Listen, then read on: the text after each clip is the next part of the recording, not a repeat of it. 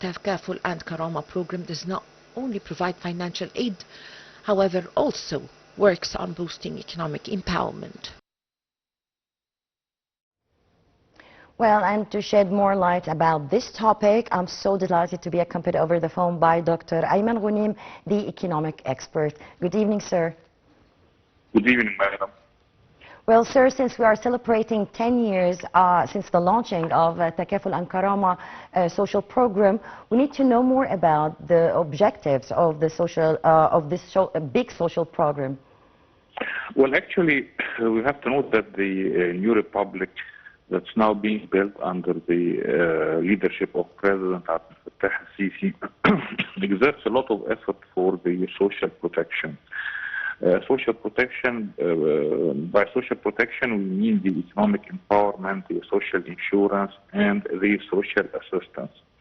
Now, when you talk about social assistance, we're talking about subsidies, either in-kind subsidies or cash subsidies. And of course, at the heart of the cash subsidy program of the Egyptian government is the program of Takaful and Karama, or Solidarity and Dignity Pension.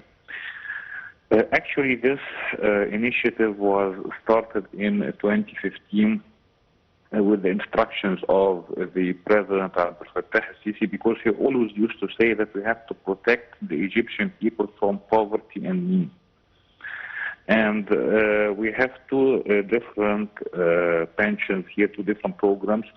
One that's called Takaful, which is the Solidarity Pension, and the other, which is called Karama.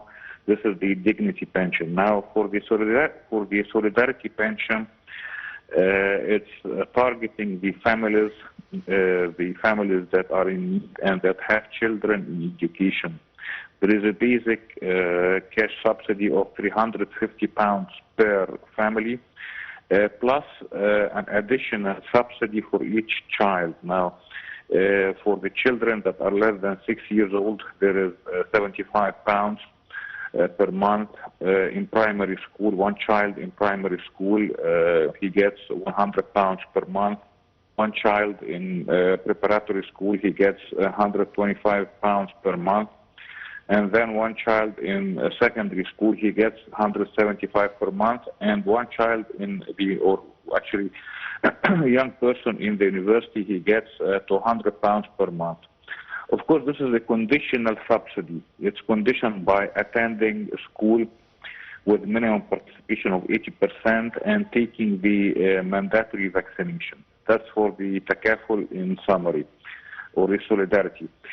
Now, for the Dignity Pension, the Karama, it's directed towards senior citizens of more than 65 years old, and the physically and mentally challenged citizens, those who can't work.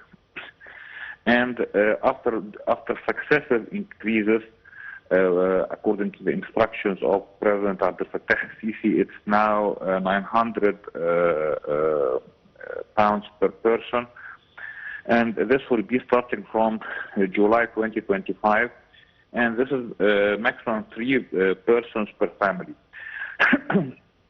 Actually, some families now, they do get the two pensions, the Solidarity of Takaful and the Karama, the Dignity. Some families now get up to £3,000 per month. To shed more light actually about the development or the aggregate or macro developments of this project, as we said, it started in 2015 with provisions of 5.4 billion Egyptian pounds, targeting around 2 million beneficiaries.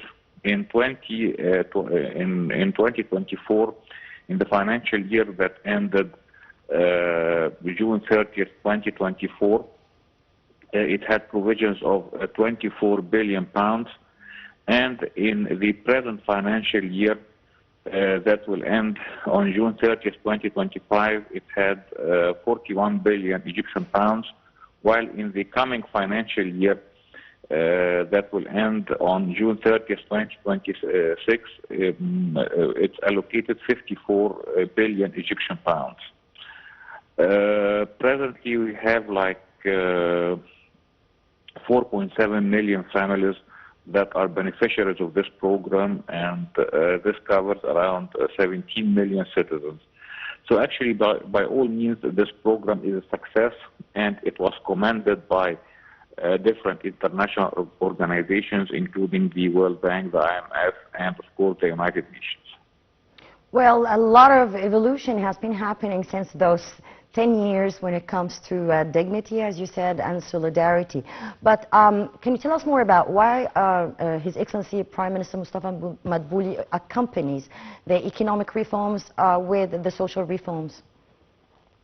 Well, actually, you're shedding light on a very important subject, which is that the new republic takes care of its citizens. It provides social solidarity and social protection, but maintaining the financial discipline of the state. Because actually, in previous decades, in previous periods, the government used to give some subsidies here and there, but it used to finance them from printing money or from monetizing the government debt, if we're talking in economic terms. Of course, this would lead to a reciprocal inflation, and the subsidy or the support that's given to the poor is not effective. So presently, and the President Abdel Fattah al-Sisi actually was so clear, and he was so adamant in confirming this, that the Egyptian state has to maintain its own. The Egyptian state has to maintain its own financial discipline. So if we look at the budget deficit, the present Egyptian administration was able to reduce it from around 13.9% of gross domestic product of the GDP in 2013 to around 7% of GDP in 2025, while generating a primary surplus. Now, primary surplus, it means that the revenues minus the expenses, disregarding the interest on the government debt, is a positive figure, which means that the budget or the state budget is an effective budget, and expenses, real actual expenses, are covered by real actual revenues. The government is targeting for the upcoming year, it's targeting a primary surplus of more than 4% of the GDP. Of course, this is high and effective, and within this primary surplus, these increases come. I told you that for the solidarity and dignity, Takaful and Karama, the provisions increases from around 41 billion Egyptian pounds in the present year to 54 billion Egyptian pounds in the coming year, within maintaining this financial discipline and within maintaining the primary surplus. And here I have to say also one more important thing, that the social solidarity and social protection that's now enacted by the Egyptian government, it includes one important aspect, one important pillar, which is the economic empowerment, because we're not only looking to support the citizens in need, but we're looking to increase their ability to work and to earn their living, and to become viable and active members in the society. And that's why the number of beneficiaries, if you track down the number of beneficiaries of this program as an aggregate number, it was 7.7 million families. Now it's 4.7 million. This means that 3 million families were, at some point in time, they took this subsidy, but afterwards they were ineligible, meaning that they were able to sustain on their own. Well, Dr. Ayman, of course, Takaful and Karama program has achieved a great success, leveling up people in need, those in need. But can you tell us or introduce us to other programs, social programs that do exist in Egypt? Well, actually, as the Prime Minister said, if you look at the social assistance and social solidarity programs, if you look at the Egyptian budget, you'll find that in total, the Egyptian budget allocated around 636 billion Egyptian pounds in 2024 for social protection and assistance. This increased to around 732 billion Egyptian pounds in the year 2026 or in the upcoming year. And this includes a diversity of programs. You have the subsidies, the bread subsidies, and the commodity subsidies in kind, and you have, of course, the new or the proposed experimentation with cash subsidies. You have Takaful and Karama, Solidarity and Dignity, and you have many other programs. And you have, for example, the Decent Life Initiative. That's targeting the improvement of the quality of life in villages, in the poor villages. So we have many different programs here in Egypt under the umbrella, of course, of the Egyptian budget.